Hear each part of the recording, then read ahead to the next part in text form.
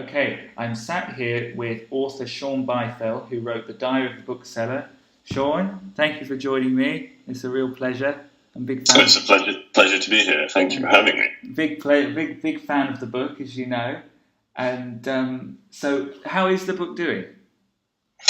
It's doing pretty well. I think in the UK it's up to its 9th or 10th reprint. So Oh, wow. so it's exceeded expectations, and it's now being translated into I think 18 different languages. Yesterday I got news that it's from my agent that it's being translated into Catalan, and Jenny, my agent, has been an agent for 15 years, literary agent for 15 years, and she says it's the first ever book that she's represented that has been translated into Catalan. That's done that well. Yeah, it seems to be.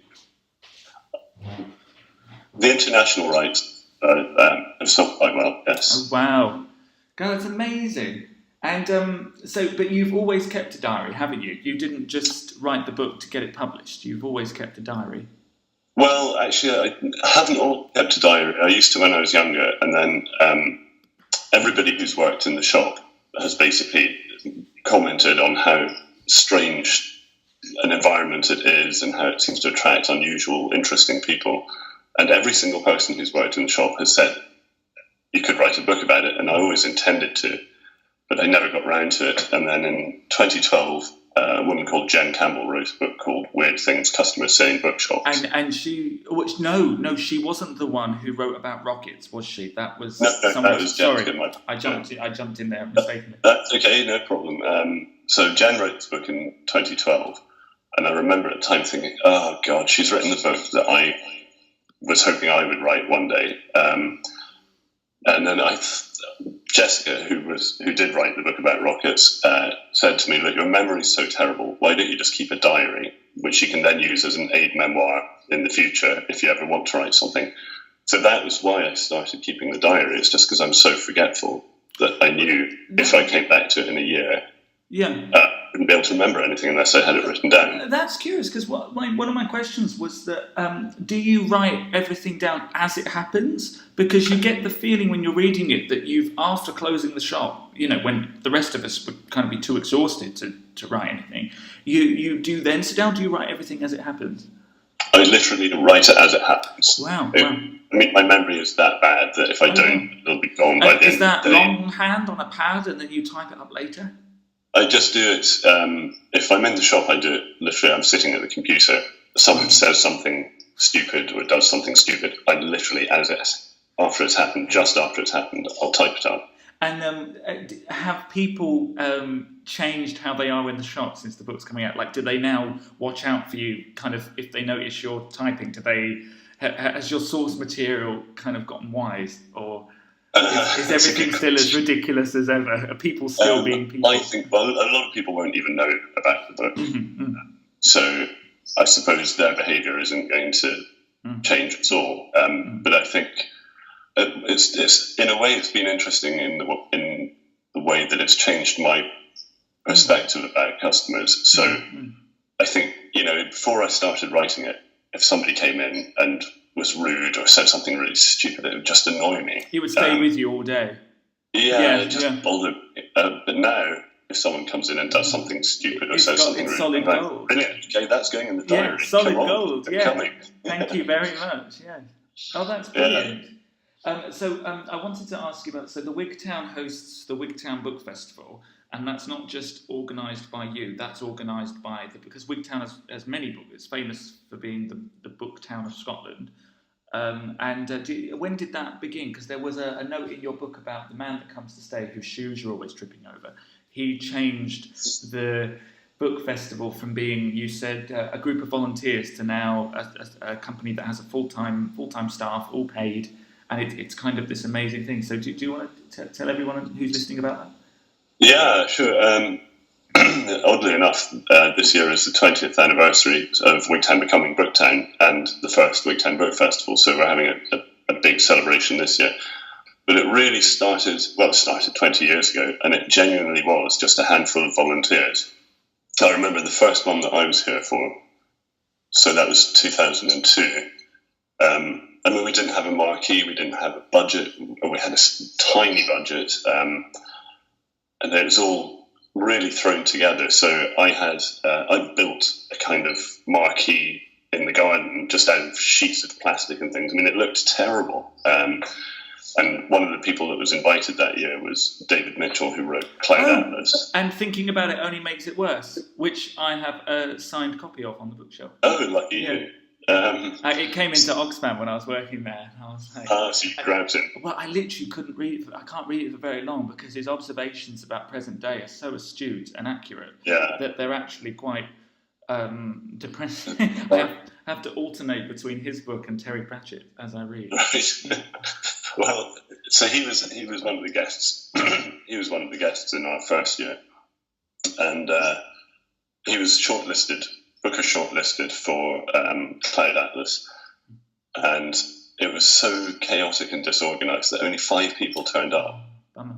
He didn't mind; he was very gracious about it. But it was, it's not. It's so different now. If he came now, we could sell 500 tickets. But that's because Wigtown is. The festival's reputation has grown. Our audience has grown and become more loyal. And could you explain how you get writers? Do you contact their agents, or do they contact you wanting a slot? Well, Adrian, who's our festival director, he'll speak to publishers and see what they've got coming out, what they want to, which of their authors they want to push. And so it's a combination of that. So really you go through the publisher. And I know this now from being on the other side of it. When I'm approached by a festival to speak I'm going to Edinburgh I think I'm on the 13th. They went through my publisher. Edinburgh Festival approached Profile, my publisher. And but really they could have just rang the shop, really, couldn't they? And asked they could have done. Yeah. And you probably wouldn't mind it, would you? You wouldn't have been all snitty. But, I have to say, the Hannah, who does my publicity, has been so good, and she's given me really good advice. So I try run everything past her first and see what she thinks. And what is her advice? Is it never to? Last year, interestingly, even before the book was out, Edinburgh knew it was coming out last. And they approached Profile and asked me if I wanted to talk at Edinburgh Festival. And I said, Hannah, what do you think? And she said, well, don't do it. Let's just wait until the book's out. Because, if you do an event before the book's out, nobody will have read it because they couldn't have. But wouldn't they pre-order their copies? Well, they could have done, I suppose, but... she said it will sell more books if you do it once the book's actually out. Yeah. So that's she's been really solid with everything. I can't fault her. Yeah. And I wanted to ask, was there a moment? And I love, no matter how many interviews I watch, whether it's Anne Rice, or J.K. Rowling, they all share the same moment when when after you've been paid an advance. The manuscript is off. You have a physical copy, but was there a moment when you realised that things were really beginning? It was not just doing well, but it was doing very well, and you kind of felt this, that you'd done something really special. Well, I suppose that's very kind, Alex. Thank you. I think because it's all new to me. Writing, so I've got nothing to measure it against. I don't know whether 30,000 books is good or whether it's bad in terms of sales. But I think probably the moment when I thought, actually, this is probably going better than my publisher expected was when they did the first reprint. So I don't know how big a print run they did of the very first one. But within a short period of time, they phoned me up and said, we've sold out, we're going to have to do a reprint. Oh, wow.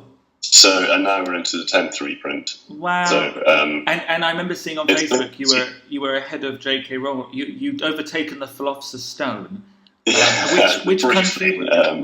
You're going to treasure these golden moments because they're never going to come again. She's furious. She's furious. Joanne is in Edinburgh as we speak. check on the phone. We've got to take this guy out. We've got to nip this in the bud. Yeah, it was those little moments. You get those little anomalies when suddenly you overtake someone. What country was that in, by the way? I was just curious. Well, where was that? It was in New Zealand. Oh, it was New Zealand. Brilliant. Yeah. So yeah, that was great. I'm going out to New Zealand actually at the end of August. Yes, and how is in writing the book, you've kind of been able to go to places that you never. I mean, other than a holiday, it's one thing to take a holiday in a foreign country. Yeah. It's another thing to go there with a purpose and and how does that feel? I mean, is there are the press waiting for you at the airport, or do you get put up in a hotel by the publisher? I mean, all little yeah. So far, I've been to Italy twice, and I'm going again in 3 weeks. Wow! But it's weird because I just normally I'm not used to sort of anything even remotely glamorous, and actually getting off a plane and going into an airport and seeing someone holding a placard with your name on it, it's quite cool. Yeah, no, absolutely. I mean, I know Kath Kidson kept her plaque because they wrote Barbara Windsor or something like that. They gave her a code name because she was such a celebrity, and she still has that plaque in her office which says Barbara Windsor because they spelled it wrong. But I was going to say, keep the plaque. Keep the plaque. Yeah, I didn't think about that actually. Like keep every element of. I've always said to myself, if I ever make famous, I will keep every element of it. So when it's over, you've got this kind of shoebox of. Yeah, well, that's interesting. When I bought the shop 17 years ago, the shop and Wig generate the interest or attract the interest of journalists because it's a good story. It's kind of feel good. So we got. You've disappeared. You back? I'm here. Okay, you disappeared for a minute there. Oh, no, I'm hanging on every word, Shaun. Okay, so journalists seem drawn to the story of Wigtown because it's quite unusual. It's got a lot going on in terms of story and narrative. So it has its own folklore, doesn't it? Like you mentioned the folklore in the book, and there was a drowning, or there's a religious movement in the 17th century, second half of the 17th century, called the Covenanters, and they were outlawed. It was illegal to be a Covenanter, and the two local women here were found They were found to be Covenanters. Could just for people who don't know, could you talk about what it is to be a Covenanter? Is it like witches or? It's basically this is all post-Reformation, and all these differences are dogmatic and political, and they don't actually mean anything. But they were executed for it. They were executed. So essentially, they weren't witches. It was kind of the opposite. Actually, after the Reformation, the king became the head of the church, and Covenanters refused to recognise that the king was head of the church and said, there's only one head of the church and that's God. Wow.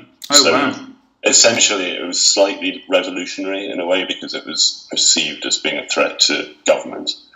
And so that's really why they were persecuted. And so these two women were tied to wooden stakes out in the bay, and as the tide came in, they were drowned slowly. And presumably the horror is even worse because they could see the water rising. Yeah, well, what they did was they put the older one slightly further out so that the younger one could watch her drown. The fate that awaits them. Yeah, but then they gave the younger one a chance to recant. Which presumably she didn't. She didn't. No one ever does in these stories. No, you're right. So yeah, that's what happened then. It's not the most. Because we went swimming in the lake yesterday. Swimming in a lake in Estonia is a very ordinary thing, but for me, the water is dark and green, and you cannot see the bottom, and you cannot reach that. And I can only spend a few minutes before I have to swim to shore, desperately swim to shore, because I feel like at any moment I'm just going to get tired and disappear. It's a big fear of mine, water. Being closed. It's a good fear.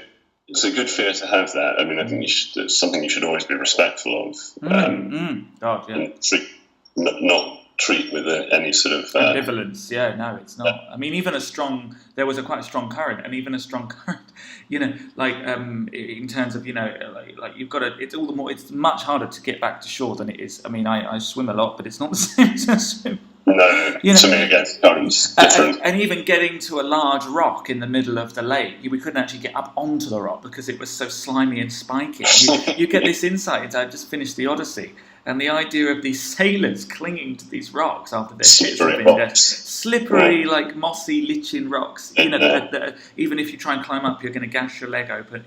And it's it puts a whole new dimension on things that people throw into novels. Like he swam to shore. And it's almost dismissed in half a sentence. But actually, the water is quite dangerous. Yeah.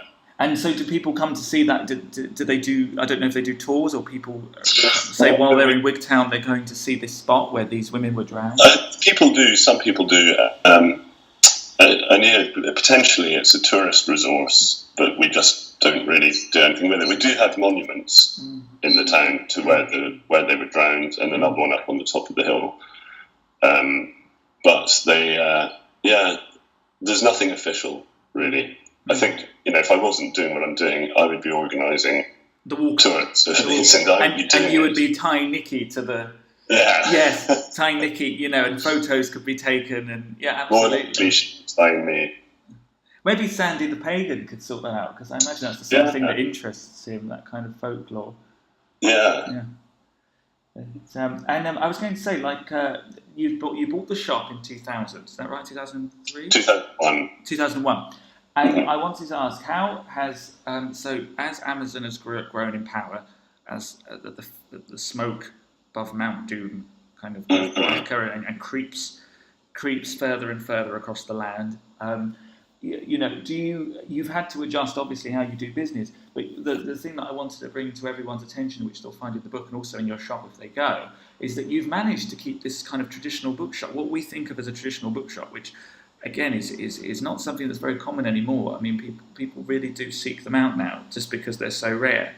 And so how have you managed to keep a business running against all this kind of the rise of Amazon and still keep a traditional bookshop with, you've got these lovely upholstered leather sofas, you've got quotes on the wall, you have kept this very winding shop, very very labyrinth-like, which is a real pleasure to be in. So I want to ask, how have you adjusted to that? That's a big question. I think when I bought the shop, Amazon was only selling new books. It literally wasn't selling anything else, so it wasn't really a threat. And then there was a website called ABE, which still exists. Yes, which we still use. Yeah, which is it was run by booksellers, and so it was the rates were low, and it was good. It was a good, efficient website, so you could sell rare things through Abe. So that's what we did, but then slowly things changed, and I mean, Abe was bought by Amazon in 2008. Right, I was going to ask, did they buy it? Yeah, they did. They buy everything that is a perceived and threat. yet nothing has changed, by the way. The logo hasn't changed. It's just horrendous. Yeah, it's really bad. There's like a scuffle behind a curtain, and then they draw the curtain, and there's a new king in the chair, but the chair is the same chair. Like, just these men in black sunglasses kind of go... And he just gets taken, and they just redecorate, So what happened was that was a good way of selling valuable stuff. So now they've got their hand in the valuable stuff, as well. But as more and more people started selling online, you get increased competition, and then you get... Well, you get under everyone. You said there's a price match thing in your book. You mentioned that in an effort to undercut each other, your book is then like £2, not because you've said it at £2, but because everyone is undercutting each other by 10 pence. It just gets lower and lower and lower. So it's a race to the bottom, really, with prices. So rather than the kind of perceived, the internet's going to make us all rich because we have the world as our market, it's actually had the opposite effect, and it's driven prices right down. And because everyone in the world can put their books online and sell them, so it's been a double-edged sword. So what we did, I set up a little warehouse out the back to sell books from, because I think the scale doing it from the shop it's just messy. You can't find books, customers move them around. So I wanted to mention that where you can't find things. There's a thing in your. I just wanted to bring this to people's attention who are listening. After each diary entry, you write till total, number of customers, books ordered online, and number of books found. And usually, if you can't find the book, there's usually a very humorous explanation, like Nikki has moved it to I think she moves now let me get this right, she moves the books on evolution to the new to one shelf, which section. She doesn't. She's very religious and she doesn't believe in evolution. And so you move her religious books. Where do you move her religious books to? Because I want to get this right. Like this. She's obsessed with the Bible and she believes every word in it is actual fact. And she doesn't believe in evolution, so she puts the origin of species into the fiction section. Into the fiction, that's right, yes. And you respond by putting the Bible in. Any copies of the Bible I put in the fiction section. In the fiction section. And just to make, just for anyone who's listening, Nikki is a Jehovah's Witness who works in the shop and has a van called Bluebell, which you nickname Blue Bottle due to the fact that it's a hoarder's kind of moving hoarder's house, really. It's a mobile hovel. And hopefully, Shaun, we will talk about Foodie Fridays. I'm just going to make a note of that underneath my questions, that we need to discuss Foodie Fridays before this interview ends, that you used to do with Nikki, because that's in the shop. Did you ever? Do you miss Foodie Fridays at all? I miss Nikki. And it's sad that she's gone and found other things, but she's happy, so that's the most important thing. Yes, Foodie Friday. So Nikki, when she was going to her Kingdom Hall, I think is where they meet in Stranraer. This is the Jehovah's Witness group. They meet in Stranraer. Yeah. So they used to meet every Thursday, and after her meeting, Nikki would go and find whatever bargains Morrison's supermarket had on offer, and bring them in on Friday morning. And she christened this Foodie Friday, and they were always absolutely disgusting. It wasn't that the food wasn't good. It's just that it was out of date, and normally she'd sat on it, or something unpleasant had happened to it. So there was one day when she came in with some sweet things. I can't remember what they were. Eclairs. I think they were eclairs. You did mention eclairs. Yeah, and she'd spilled. She'd eaten, like the one that you were about to eat. She'd already started on, I think. Yeah, she'd licked the chocolate off it. So that is a typical Foodie Friday experience. It's not the same without Nikki. No, I don't imagine it would be. But I was very disappointed when I came to the shop that she wasn't there, or that I would just love to. I wouldn't let her. I didn't plan on letting her know that I knew who she was. I just wanted to observe her from the distance because I didn't want to upset her. But she's brilliant. She's one of the funniest people I've ever met. Well, I remember watching a video on YouTube of her scooter that you were kind of following closely behind the scooter, and I noticed your body language was one of, if the police show up, you were just going to step to the right and pretend, and just maybe walk past, just pretend that you were a civilian. But you were kind of close enough to her that you were enjoying the spectacle, but not close enough that you could be thought of as a don't want to be implicated. Yes, exactly. Yes. And there's even a thing in the book about how she asked you if she bought a scooter off someone for a mobility scooter for £20. It's a mobility scooter for anyone who's listening, not a young person scooter, but a disability scooter. And she put it in the shop asked you if she could put it in the shop window, which you said no. And you also told her that she wouldn't sell it. How much was she selling it for? Well, I don't remember what she bought it for, actually. I don't think she told me, but I think she was selling it for about, I think she wanted 150 for it. And she sold it by the end of the day. Yeah. And I had to buy her a pint because I'd bet her a pint that it would never sell. Which is a tribute to, I think, small towns in Scotland. Like in London, they thrive in these kind of boroughs, these kind of, like Trotters independent traders. Yeah, exactly. Yeah. And that again, it adds to the charm of the book, and it really does. These little These are because it's not just the bookshop; it's everything that goes on around it. Like it's the people within it. And she always wears a quilted ski suit in the winter months, which makes her look like a Teletubby. And that's what I described her as the lost Teletubby. But yeah, she got it in the charity shop for £5, and to be honest, it's actually pretty sensible because I sit there freezing, and she's perfectly warm. I mean, she looks a bit odd. There's also an auction that you went to, which I wanted to mention. And she bought a box of rings. Her budget is always £4. Oh no, that's Jessica. Jessica, sorry. Jessica. Yeah. There was some rings that she wanted the box because there was one ring she liked, and she got it for £4, and that ring turned out to be worth hundreds. But she didn't sell it because she liked the ring. She's got a good eye, Jessica. Things like that. So we went to this auction in Dumfries, and they do box lots. So, if you've got a lot of things that aren't very valuable, they just lump them all together, and usually it'll sell for £3, that's Jessica's top price. And in amongst this load of jewellery that she bought for £3, there was a ring that she thought that looks too good to be junk. Oh, so she thought it was valuable. It wasn't that the way you wrote it, I thought she just took a liking to it. And no, she's quite shrewd. So Bonhams in London had a free valuation day, so she took it along, and they said, it should make about £800 at auction. Wow! And did she sell it? Yeah, she sold it, it made £800. And on the subject of treasures being found, Shaun, your book is littered with I don't know what to call them, like contrasts, where you spend the day cleaning out a garage for a deceased person's estate, and every single book has mould. But in it, at the very bottom, you find some mint-condition first edition Ian Fleming James Bonds, and you said, how much did they go for at auction? I don't remember individual prices, but the one that you really want with Fleming is Casino Royale, the first one, because it was a very small print one. Right.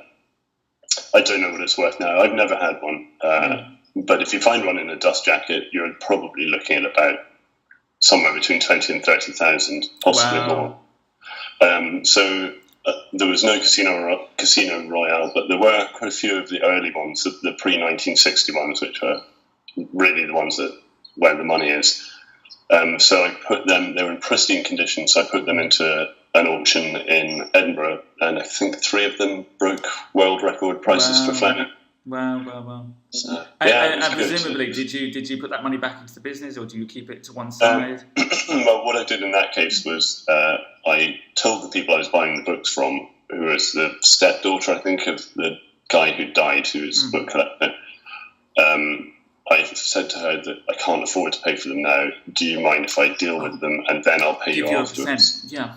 So she was quite happy with that. So it also meant that I could afford to pay her more. Yeah. Give a fair price. Yeah, no, I found in your book that you give very fair prices to people. I try to. I think you've got to be fair.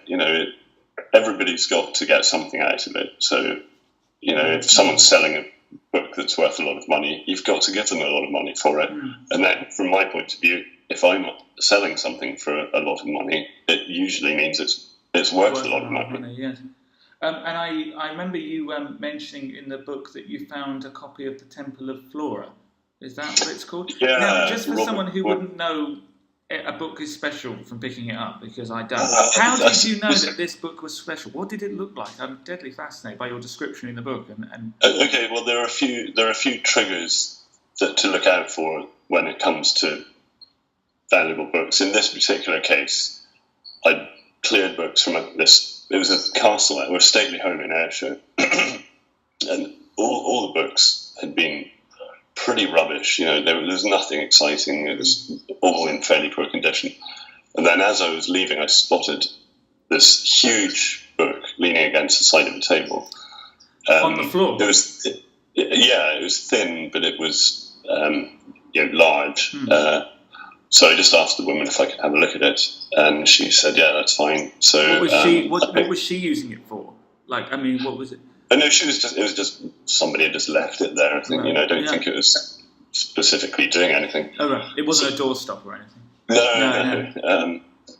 But it was, so I opened it up, and, you could see looking at it from the period. The paper quality was really high, the production standards were really high, and then you had these huge copperplate engravings of orchids, and they'd been hand coloured, and from like the period, the quality, and the hand colouring, you immediately know that thing's going to be worth a lot of money. So that. Again, I said to her, I can't afford to pay for this, so I took it to. I'm sure you should have given her a $5 for it. So I wouldn't do that. She probably doesn't know it's worth anything. I think that made 8,000. Oh, wow. So it was a beautiful thing, and of all the things that I... Were you not tempted to keep it for your own collection? Yeah. Well, I mean, there's things I couldn't afford to. But it's sad because I knew a guy. I used to work for a guy in a bookshop voluntarily, again, because he had bone cancer, and but he had this attic that was full of books that were his own collection, and I just kind of always resented it because he kept them under lock and key, and we'd be unpacking books, and then he would say, "Well, this one's coming with me," and it would go.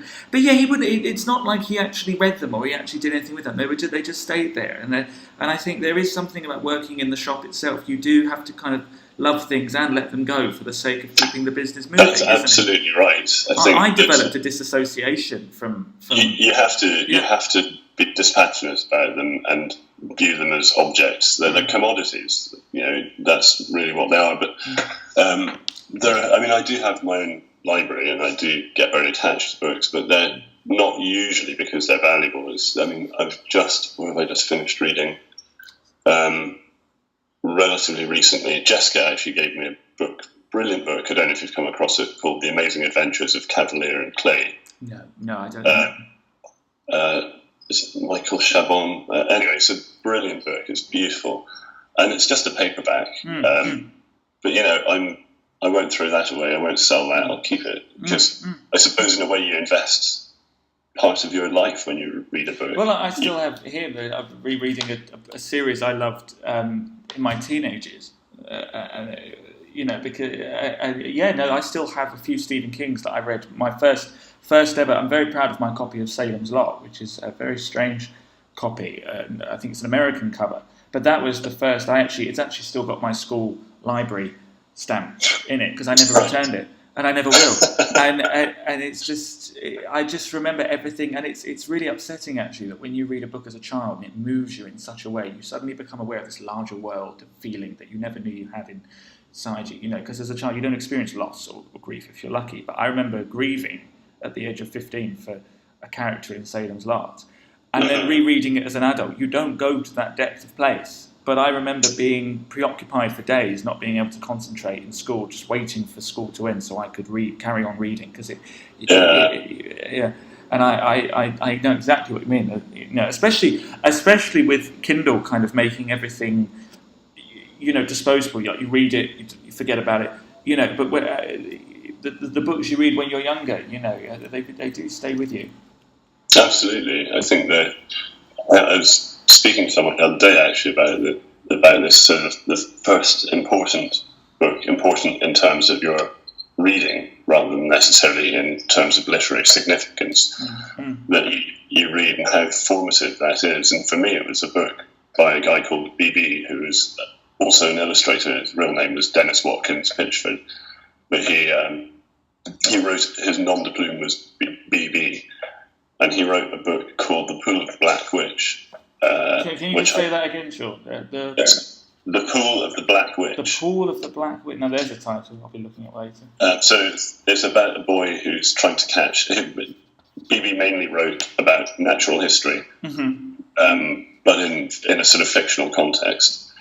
So very much in the style of sort of Henry Williamson. But yeah, so I remember reading Pool of the Black Witch, and I was passionate about fishing, and I still am. Oh yes, I love reading your entries on fishing in your diary. Really? Oh yeah, no, because again, so I said to you when we met in person that you have the perfect life because you're able to kind of run this bookshop during the day,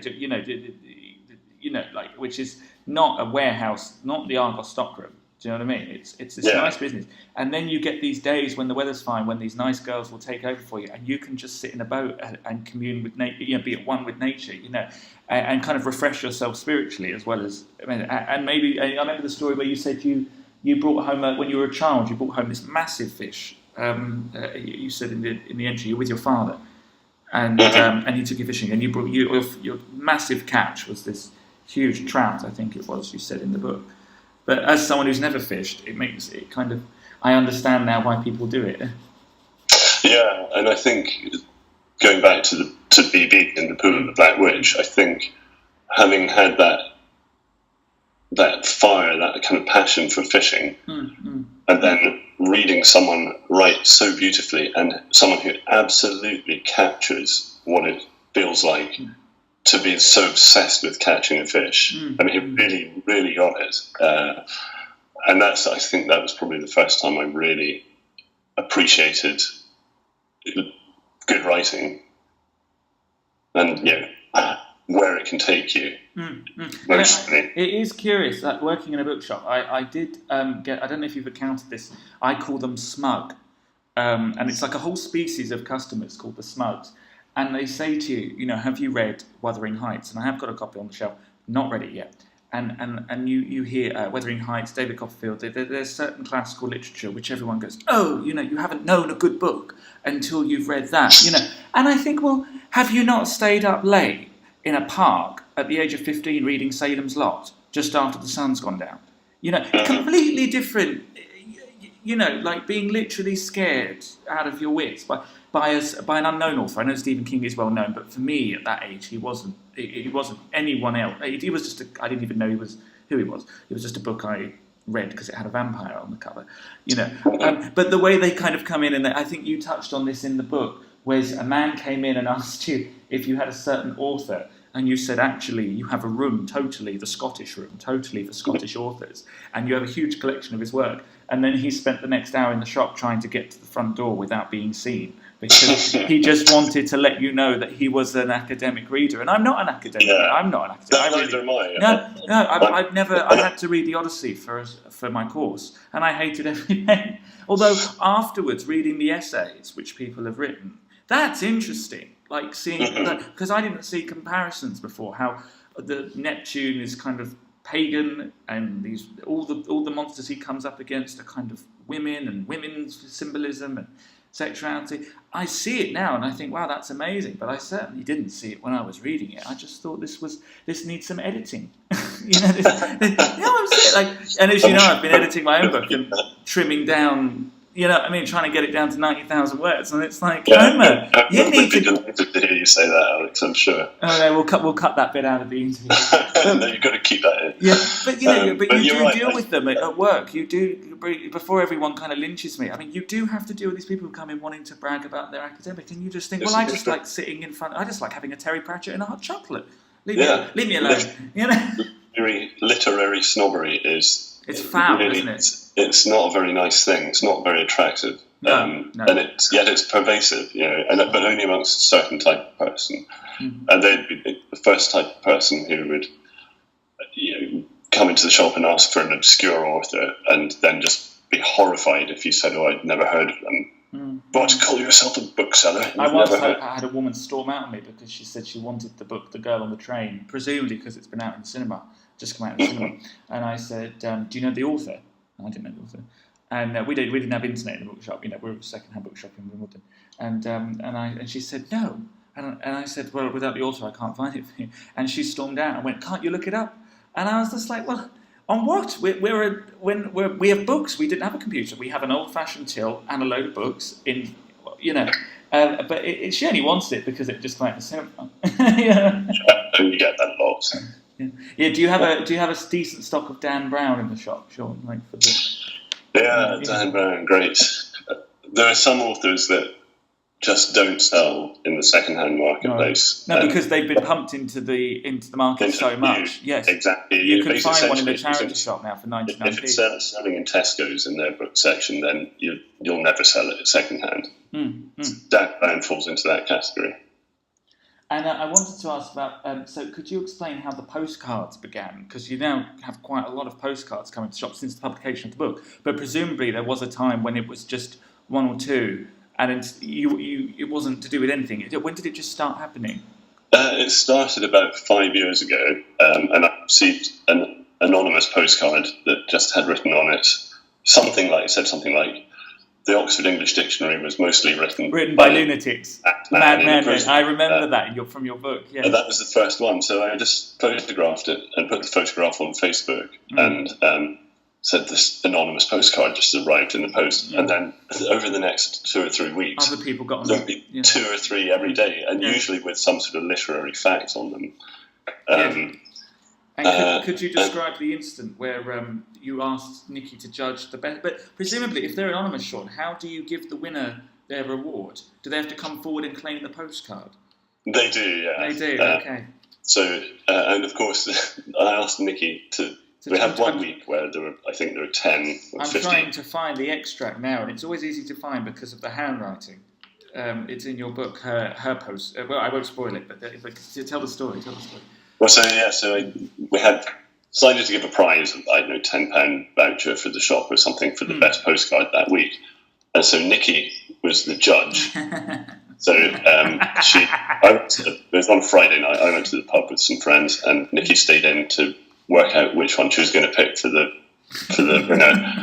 And but she already had a winner, didn't she? The next day we had this sort of big drum roll announcement. Yeah, it was Saturday, the 1st of November. Well done. Yeah, that was very good. Yeah. So Nikki then announced the winning postcard, which happened to be one that she'd written. Which you knew straight away. And I knew straight away because I could tell from handwriting. Is that actually? Because I was very fascinated to come into the shop to see if the handwriting in your book is the same as on the postcard, and it absolutely is. Yeah, and, absolutely. Her handwriting is exquisite. That is some pretty beautiful. She's got really handwriting. It's beautiful. It's not how mine looks. Not mine. But Nikki, if you're listening, your handwriting is one of the things because just to tell people who haven't been to your shop that the entire every wall has them hanging, these postcards. Yeah, they're on there's a shelf unit that's sort of suspended, and so right the way along the whole bottom of it there are postcards. I've now got so many. I'm tempted. I must speak to my agent. I think they'd make a good book because they've all got something interesting on. Or you should put them on exhibition. The local gallery, in Dumfries, and part of the Wigtown Book Festival. You should definitely. Well, they kind of are on the exhibition in the shop. Yeah, behind glass really pretentious kind of glass cabinets, and they could all be priced like £50, £80, like that kind of, because they're now a piece of the whole kind of cult of what you've created, which is this kind of this book. I mean, even I wanted to talk to you about so that was one of the things that I think you've done, which has kind of evolved beyond the traditional bookshop. You've managed to create these kind of pockets of which keep people coming back to your Facebook page, coming back to the shop, not just the book, but also the postcards. And did you want to talk about the Random Book Club? Because that comes up in your book a lot. So that was a response to the credit crunch in 2008, you think the people who cause these problems, the bankers, the financiers, whatever, you think they probably don't ever really feel the consequences of them. No. We seriously did. The mentally ill do. The people on the bottom of the social do. The trickle down effect is massive. Economic. And of course, the bookseller. Yeah. So we felt that it really hit us hard. And can you describe what actually happened? Physically, to you personally, was there a dry up in business? Basically turnover, which had been growing year on year from 2001 to 2008. We'd grown about 15%, 20% every year, so things had been going quite well. And you had full-time staff, right, at one point? You had full-time staff at this point? Yeah, full-time staff. And then 2008, after the credit crunch, our turnover dropped back to where it had been 7 years previously, but of course all your other overheads had gone up, like wages, electricity. I noticed today, Royal Mail, you got a letter from the Royal Mail saying that they're increasing it by a certain amount. This is to save money in the long run. But after you sat down with a calculator, you kind of... I love the kind of dark... It's pretty unconvincing. Yeah. But you're dealing with faceless organisations. It's very hard to hit back at such a large, well-oiled machine that... Yeah, so anyway, things were looking bad. I mean, to the point at which I thought I was starting to think we're going to go out of business if I'm not careful here. So I thought what I need really is a loan that isn't actually a loan. So I thought I'll set up another thing at the Random Book Club where you subscribe for £60 a year, and you get a book sent out to you each month, but you've got no control over what it's going to be. That's completely up to me. You can't specify fiction, non-fiction, anything. You just get what you're given. And I had about 100, very soon got about 120 members. And I don't make much money. When I read it, I just thought it was a middle finger to everyone. Like, you just get what you're given. You know, like you just put these I imagine these black velvet curtains covering all the shelves. And instead of a bookshop, you pay £3 when you come in, and you just hand them a book and tell them to get out. You know, it just, and yet it was so popular. I just didn't understand it. Like I didn't like it because I'm really stuck in my ways. You know. Well, since the book came out, it's. Oh yeah, how many people were now? Yes, joined to it. Now you've got nearly 1,000. Nearly 1,000. Yeah, so that's what I was doing before we started Skyping. I was out the back, sorting out books to go out in the. Wow. It's almost too big now. Yeah. So you can't make sure everyone gets something good like that. You can't. Well, no, I do. Oh, you do. Yeah. Yeah. Yeah, because I always hated that about my manager. We've discussed it before in Oxfam. Hopefully she won't hear this, but she used to hand me a cardboard box and say, "Go restock crime." And she hated the crime section along with horror, and it didn't matter what I put. Well, I would often find it just incomplete, like 5 copies of the same book, you know, like that kind of like someone's. And with me, I'd sit there for about an hour, usually on my lunch break, reading blurbs to make sure that every book that went out is one that I could. How I sold them was I'd say, people would say, "Do you have a book?" You know, and I'd say, "I can recommend this one," and often the chippy co-worker who specialised in teenage and children's fiction who comes in one day a week would say, "But Alex, you've not read it."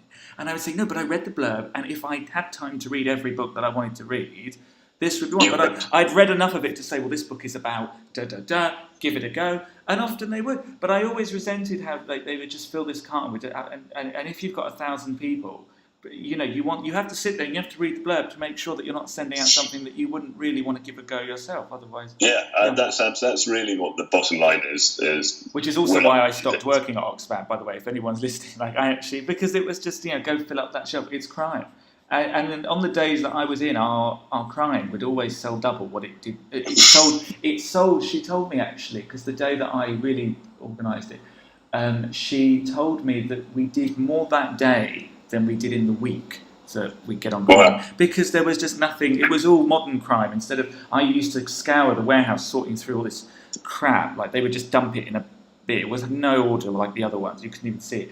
It's trying to find Ruth Rendell's and Agatha Christie's and P.D. James, because there's crime and then there's whodunits, and there are people who really love an old traditional whodunit, you know, and I'm one of those people, you know. Well, Christie still sells very well. I mean, she's a good writer.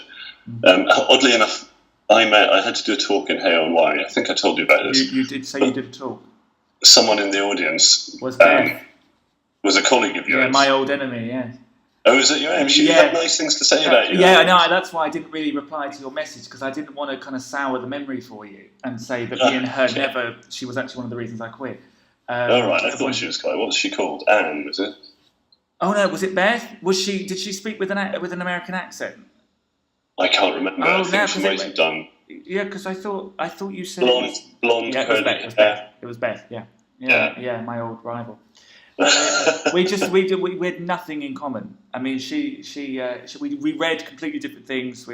She was really into. She worked for a publishing house, so I was kind of this. I wanted to be a self-published author who wrote horror. She was a published. She would always buy books that her publishing house was pushing, but she would often bring in books from her publishing house that they were pushing that week, and so I remember your book in Foyle's bookshop window, and next to it was the book that she actually had bought that week, like the hundreds of them, like just there was one of yours, just in like you had like a little stack and then one front facing, but she had like 50, and I the week before I'd been accused of sexism yet again by paying someone a compliment. And she came up to me and she said, "Alex, do you have that book?" You know, and I said, Beth, I actually have it here. And to be honest with you, I didn't like the look of it at all, but I've just seen it in Foyle's window. And she said, "Oh yeah, it's my publishing houses. They're pushing it." And I said, "Well, maybe I'll give it a go. I mean, if there's nothing I like better than being proven wrong by a woman." And she looked at me and she said, "I'm just going to let that sit there." because like last week I complimented her on she brought in some cakes that she baked, and she was a newly divorcee. And I said, Beth, you're going to find a new husband in no time baking like that. And this tirade of women, like all my co-workers just jumped on it. And the thing is, it's always been my dream to be a housewife. I mean, Jörg gets a packed lunch. He gets a packed lunch. I'm up the night before cooking his packed lunch because I'm not up early enough to do a packed lunch. And I thought it was a compliment. Never mind. But basically I quit because I couldn't please all these women that had that were all against marriage, that really, and it's when you start giving people agendas getting in the way of work, then that's not a good workplace. It was. I stopped enjoying it. Basically, I stopped enjoying it, which is, I that's really sad. I mean, I don't mean that lightly. I mean, like, if you're not enjoying working in a bookshop, don't do it. But it's one of the things that I loved. Do you know what I mean? Like, you've got a good working environment, and a bookshop's a fantastic place to work. No, I really enjoyed the one of my best sales ever was when this lawyer came in, and we got talking about Shakespeare. I don't know why, because I'm not really into Shakespeare. I'm not a swat. Do you know what I mean? I'm not like, but I can recite, I think Macbeth was on the radio, and I can always recite Macbeth, not because I know it very well, but because in Agatha Christie's books, there's always a Macbeth quote. And in The Pale Horse, which is my favourite book, which I actually bought in your shop, actually, that was my first Agatha Christie, and will always be my favourite. But in the TV adaptation, Miss Marple is listening to Macbeth on the radio, and she's reciting it as she's knitting. And while she's reciting it, the murder happens. It's just fantastic. That's great. But this guy got talking to me, like, he said, "Oh, you know Macbeth really well." And I said, "Well, we have a copy of Macbeth that was owned by Judi Dench and signed by all the cast when she directed Macbeth." And I got it out of the case for him. He looked at it and he said, "I'm going to buy this, and I'm also going to buy that copy of Hamlet next to it, which was also a nice engraving." And he said, "These are Christmas presents for my mother. She saw Macbeth in the 1950s or something like that. One of the first, she's always seen Macbeth whenever it is coming, whichever theatre it's on in London. She'll always go and see it." He said, and I had no idea. I wasn't trying to sell him anything. Do you know what I mean? But it's on those occasions. And so I rang my manager downstairs and I said, "I've just sold the Judi Dench Macbeth, which was a few hundred." And she went "Alex, could you stop ringing me and telling me about every sale as you make it?" So I rang another branch that I volunteered at, a different branch, and I said to the manager, "Callum, it's me. I've just sold the Judi Dench Macbeth." He was in London Bridge branch. "And no one's really congratulating me on it." And he said, "Well, you're an unsung hero." And I was like, "Thank you very much. I really needed that. I need that." Everybody needs that from time to time. Everybody needs that. It's just, if you've got someone on the till who's not really, he doesn't actually look at what we've got, he's not interested, and it doesn't move, does it? No, you've got to be able to, when someone comes in and says, "Have you got anything interesting in this line?" You've got to know your stock. Well, the thing is, she really didn't like people talking in the shop, and I really enjoyed getting people talking about what they were reading, and sometimes you just hear them, and then you think, "Oh God, I saw it yesterday, we've got something, I think I put it over here," and they buy it, not because they want it sometimes, but because someone has taken the time to explain to them, to bring it to them, and I always resented that, I was just told to stay behind the till at all times. Because, But I wanted to ask you, do you feel that the Kindle is the death of publishing? The Kindle's certainly something I don't like. Could you explain what you do? Because you build bombs for Kindles, is that right? You have a friend who builds bombs. Come on, Shaun. I'd like to find innovative ways of destroying them. So what I did was, I had this idea to do what looks like... trophies. There's a video that looks like a tutorial on how to repair them. That's right, on how to repair them, and you have a sledgehammer. Yeah. Yes, I remember. I watched the video. It looks like you're going to learn how to repair your frozen screen on your Kindle. And you read out how to fix your frozen screen, and a slight vibration flick on the screen will be enough to clear the blockage, and then you pull out this sledgehammer, and just like The Shining. Yes, here's exactly. Bythell. And then you very calmly and collectively go back into your shop and pull the book version of whatever it was you were reading, and you go upstairs to read it, and that's the end of the... So I've done 3. One was the hammer. The other one I shot with a 12 bore. and the third one I set fire to. So fortunately, you can buy them like damaged Kindles quite cheaply on eBay for £5. Well, because once they break, they're worthless. They do become paperweights if they break. Whereas absolutely. A book doesn't really break, does it? I mean, this one's nearly 10 years old. It's moved around with me a lot. Almost. Yeah. But how do you feel about people that live in faraway countries? Accessing material. Like one thing I found them useful for is the material for my course, literature books, old textbooks that are part of the curriculum that are no longer in print, that are a small fortune on aid books. And also postage, getting it to a faraway country. Whereas being told that you can buy it on Kindle for a fraction of that.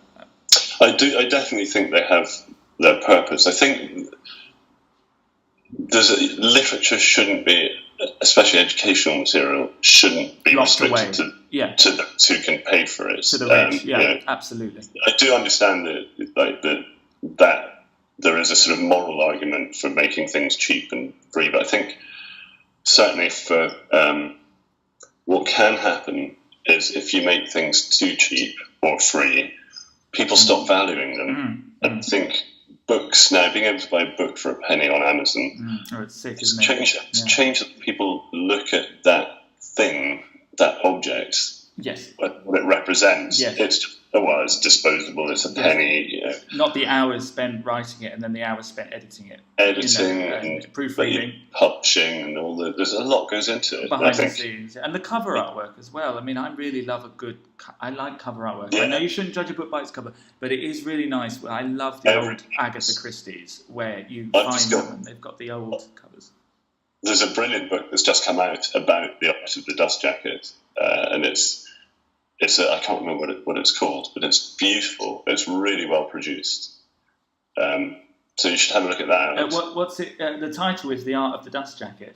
It's something like that. It's and oddly enough, the guy who did the jacket illustration for it, I just discovered is the same guy that's done the cover illustration for the paperback version of my book. Oh, right, because I was going to say the illustration on the cover, it's really quite lovely and warm and also blue.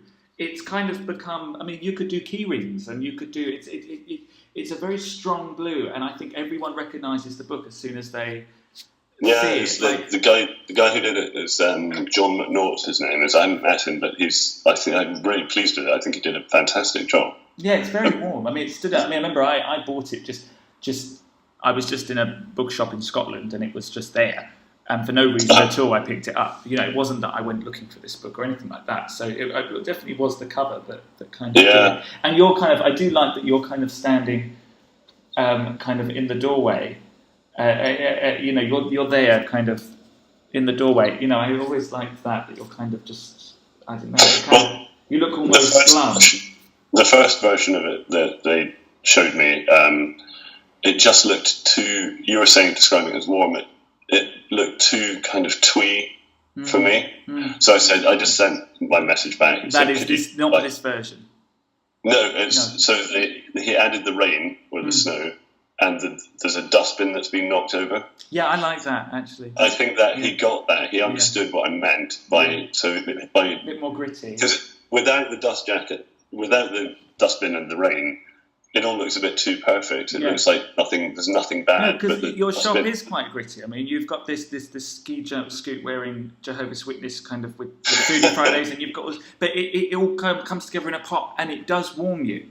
Like all that kind of gritty. The marquee set up in the back with the Shaun, one thing we did. Sorry, I didn't let you finish, but you were discussing the Wigtown Book Festival and how it's evolved since the marquee in the back garden to. The thing it is now, because you described an instant where two authors were dancing together, and you said to them, which one of them is the woman, and it turned out they were both gay, and I can just, I can't really picture you making that. You're just so I can't picture you embarrassed because you're just. I was embarrassed because I don't know. I don't even know why I said it. It wasn't intended to cause offence. No, they probably didn't take it offensively. They didn't take it. In fact, oddly, I saw Damien, the guy I said it to, last week, Oh, right. Book festival, and he's a lovely guy. We get on extremely well. But yes, so the festival has grown beyond recognition from basically something where we had maybe 5 or 6 events over a weekend. Are you booked up even now? Because I know your rooms book. You rent rooms, don't you? And are you booked up even now? Oh God, everything's fully booked. Everything's fully booked already. Oh yeah! Wow! All the local accommodation will be fully booked now. When is the festival? Just for people that want to know. End of September. September. It goes on for 10 days. It's over 2 weekends and a week, and it's brilliant. So there are around about 200 events now. And I think the first year we did it, our budget was something like £200. Now our budget's about £500,000. Wow! And since the success of the book, have you, I don't know, as a charitable thing, have you given any money from the book to the bookseller, like because it's your charity? Well, I haven't actually. It sounds pretty mean, but I'll edit that question out. Like when I'm doing the editing, we'll edit that bit out.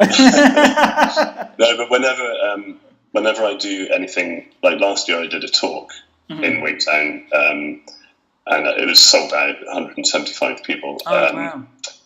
But normally you get, if I've done talks at other festivals, you get paid about £180. So I just said to the festival, I won't take my fee. Yeah.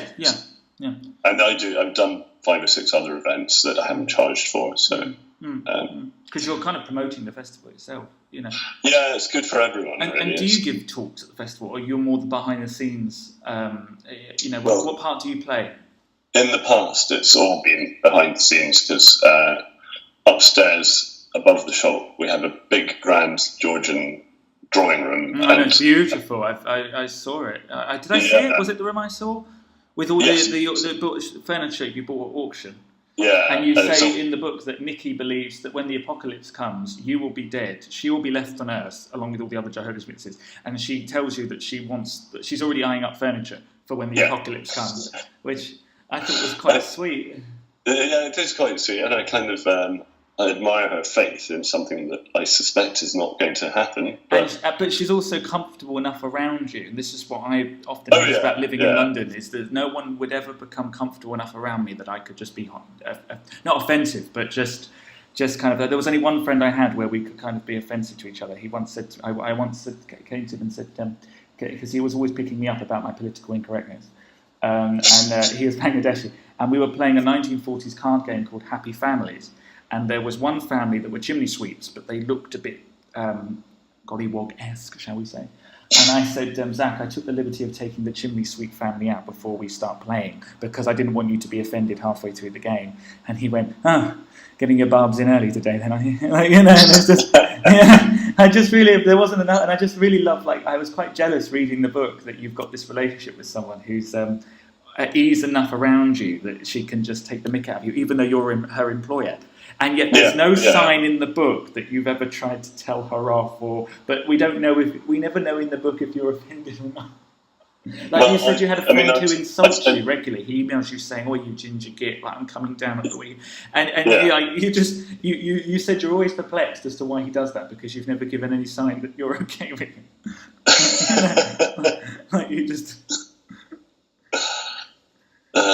There's a lot of glaring I noticed in the book where I think if I go through with a highlighter, whenever Nikki says anything, there's always a glare. I think that's one of the common. You always return with a glare.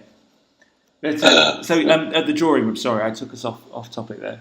Yes, the drawing room becomes the hub, the green room for the authors. So it's a private area where we have a caterer, a brilliant caterer, and there's lots of food and wine, and at the weekends we have fresh lobster, and I think so. That's why one of the reasons that people love coming to Wigtown Festival is because they get treated so well. Lobster, wow.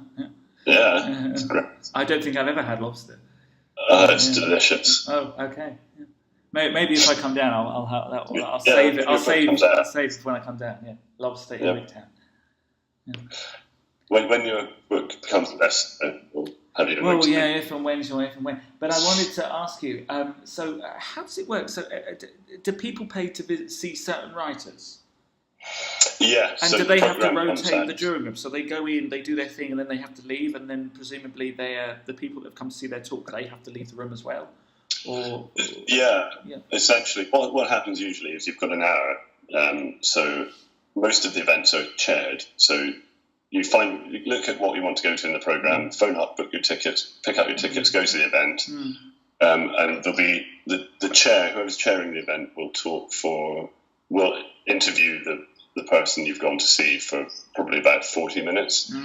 They usually open it up to the audience for 20 minutes of questions and answers. And quite often after that, there's a book signing.